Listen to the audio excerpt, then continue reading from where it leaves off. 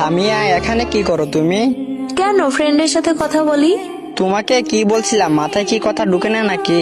কেন, কি বলছো? তোমাকে ছেলেদের গ্রুপে যাইতে নিষেধ করি নাই? ওই হ্যালো, লিসেন, এটা আমার ফ্রেন্ড হয়, ওকে? ফ্রেন্ড মানে কিসের ফ্রেন্ড? বয়ফ্রেন্ড থাকতে কিসের ফ্রেন্ড লাগে তোমার? সামিয়া থাক, আমার জন্য শুধু শুধু ঝগড়া করিস না। আমি চলে যাচ্ছি, আমাকে আনফ্রেন্ড করে দে। কি রে, আবার অ্যাড দেখেন? যাবো ওর গ্রুপে? না থাক, আবার আচ্ছা গিয়ে দেখি কি বলে। ওই তুই গ্রুপ থেকে গেলি কেন? তো যাবো না, আমার জন্য তোদের সমস্যা হচ্ছে, আর আমি চাই না আমার জন্য কারো কখনো সমস্যা হোক। চুপ, একদম চুপ, একটাও কথা বলবি না, চুপ করে গ্রুপে দাঁড়িয়ে থাক। সামিয়া, লিমিট ক্রস করো না, আমরা চাই না আমাদের মাঝে কোনো থার্ড পার্সন থাকুক। দেখো মিলন, তোমাকে একটা কথা বলি, ওই আমার ফ্রেন্ড আছে, ছিল, আর সারা জীবনই থাকবে।